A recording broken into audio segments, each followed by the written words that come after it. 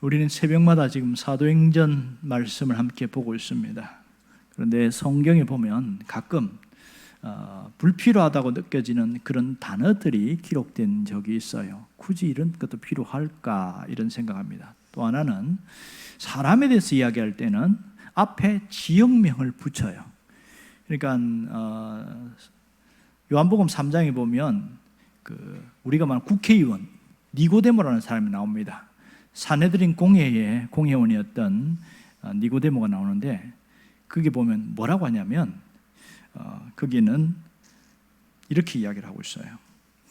니고데모라 하는 사람이 있으니 그는 관원이라 이렇게 말합니다.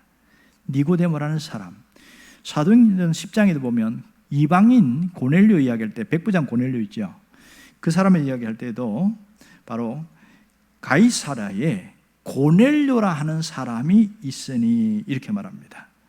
아까 니고데모는 바리새인 중에 니고데모라는 사람 이렇게 표현하고, 그런데 오늘 이 성경에 보면 디모데가 나오는데 디모데에 대해서는 어떻게 표현하냐, 이렇게 이대로 하면 이렇게 해야 정상이죠. 루스드라에 있는 디모데라는 사람이 있으니 이렇게 말해야 정상이거든요. 그런데 오늘 성경은 뭐라고 표현합니까? 디모데 하나는 제자가 있으니 이렇게 표현하고 있어요. 굉장히 특이한 부분이죠. 보통 이런 식으로 되어 있는데 왜 제자가 있으니? 그러면 이런 의문점이 생깁니다. 언제부터 믿었다는 것인가? 언제 제자가 되었다는 건가? 또 누구의 제자인가? 이런 의문점이 생기죠. 자, 누구의 제자라는 겁니까? 이 사람은 예수님의 제자라는 것이고요. 언제 믿었을까? 바울이 1차 전도 여행에서 루스드라에서 전도할 때에 그때 엄청난 일이 있었죠. 앞 안전뱅이, 그러니까 지체 장애자 있죠. 이 사람이 벌떡 일어나는 일이 있어가지고 이 바울과 바나바를 향하여 당신은 제우스입니다 이렇게 막 이야기했던 그런 기억나시죠? 그렇게 했던 이 신으로 섬기려고 했던 이 엄청난 일이 있을 때 복음을 듣고서 믿었습니다. 그때에 누구도 있었냐면 그의 어머니도 있었다 이렇게 합니다. 어머니는 뭐라고 프로필 나오냐면 유대 여자 나오는데 믿는 유대 여자 이렇게 말합니다. 유대인인데 그가 그리스도인이 되었다 이런 뜻이죠. 자, 그렇다면 1차 전도 여행이 끝나고 2차 전도 여행이 사도행전 16장인데 기간이 약 한 3년이 넘는 기간이 남았던 거예요.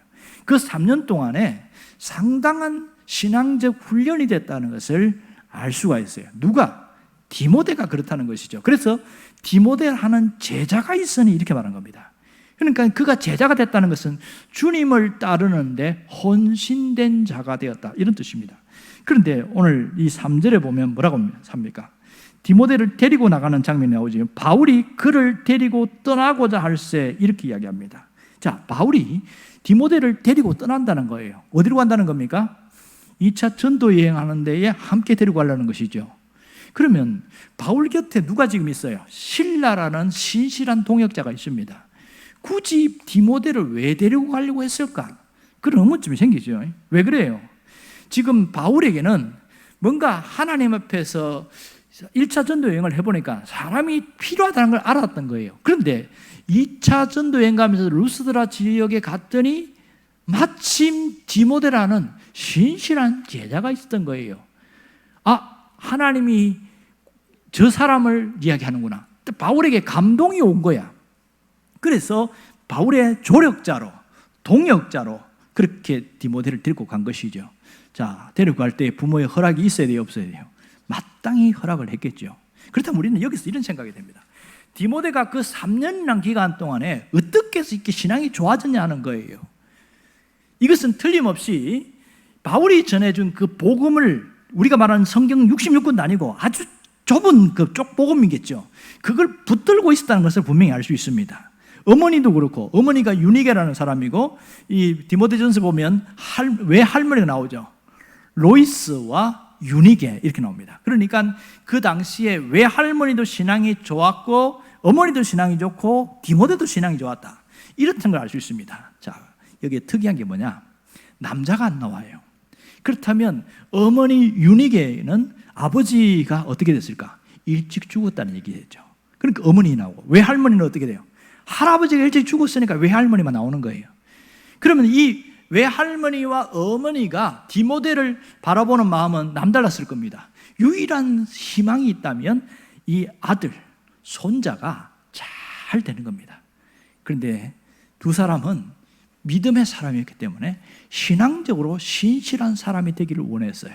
그랬더니 정말로 신실한 사람인 것을 어떻게 알 수 있냐면 바로 칭찬을 받았다 이렇게 이야기합니다. 루스드라에서도 칭찬을 받았고 그 옆에 있는 이고니온, 루스드라에서 이고니온 45km인데 거기서도 칭찬을 받는 자였다 이렇게 이야기합니다. 대단하지요. 단순히 수직적으로 하나님만 잘 믿은 것이 아니라 그 믿음의 증거가 드러났는데 사람들에게 칭찬을 받는 것으로 나타나고 있습니다. 그래서 이들을 데리고 왔는데 자, 그 배경에는 무엇이 있었을까요? 외할머니와 어머니의 기도가 있었다는 것을 알 수가 있습니다. 이 아들을 향한 기도가 얼마나 간절했는지 알 수 있겠죠. 디모데 자신도 무슨 기도했을까요? 하나님 앞에 쓰임받기를 원했고 그런 신실한 자가 되기를 원했을 겁니다. 그러다가 어느 날 누구를 만났어요? 바울을 만난 거예요. 바울을 만났을 때 바울이 내가 지금 전도여행 가려고 하는데 함께 갈래요? 이렇게 했어요. 흔쾌히 간다는 거예요. 그럼 디모데가 그때 나이가 몇 살이냐? 약 18살의 10대 소년입니다. 10대 소년이 그런 결단하는 거 쉽지 않지요. 그런데 그 짧은 기간 안에 얼마나 하나님을 향한 중심과 그 신앙이 돈독했는지를 분명히 알 수 있는 겁니다. 여기서 우리가 분명히 봐야 될 것은 이 성경 안에 숨어있는 속뜻입니다. 그게 뭐예요? 하나님은 기도를 들으신다는 거예요. 하나님은 우리의 기도를 들으신다는 겁니다. 2000년이 지난 이후에 이 디모데에 대해서 강조하고 이 얘기를 보여주는 이유는 뭡니까?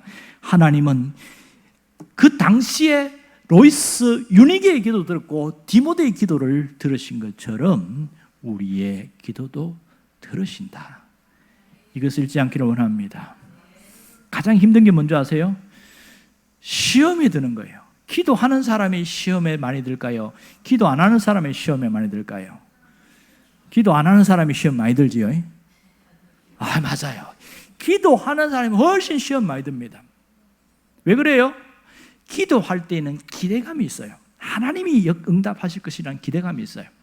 그런데 내가 원하는 시간에 내가 원하는 답이 오지 않을 때는 막 마음이 막 너무너무 힘들어지는 거예요. 차라리 기도하지 말걸. 그게 현실이거든요. 그러면 우리만 그랬을 거예요? 디모데도 그랬을 거예요? 똑같은 사람이잖아요. 연도만 다르지 똑같습니다. 다른 점이 뭘까요? 하나님은 반드시 응답하신다.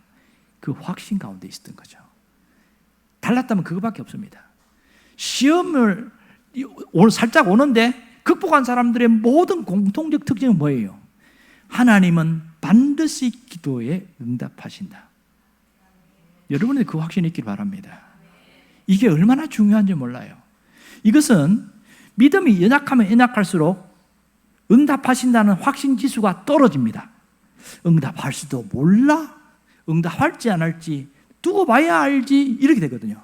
확신 지수가 떨어지니까. 그런데 확신 지수가 높아진 사람은 어떻게 할까요? 지금은 내 기도하는데 정반대 방향으로 가. 안 되는 것 같아. 그래도 응답하신다. 따라해 봅시다. 그래도 응답하신다. 이게 중요한 거죠. 결국은 내 하나님 응답하신 목적이 뭐예요? 내가 잘 먹고 잘 살고 내가 막 부유를 누리고 뭐 이게 하나님 목적일까요? 아니에요. 그렇다면 그거는 넌센스죠. 이렇게 응답한 이유는 주님을 위해서 살고 주님의 뜻을 따라서 살아가는 것이 핵심이 되어야 됩니다. 여러분, 이것이 진정한 신앙인의 모습이라는 것입니다. 그게 뭐예요? 하나님을 의식하고 살고 하나님을 놓치지 않고 살아가는 것. 그것이 디모데의 모습입니다. 오늘 우리의 모습이 되어야 합니다. 여러분들이 그 사람 되기를 주의 이름으로 축원합니다. 기도하겠습니다.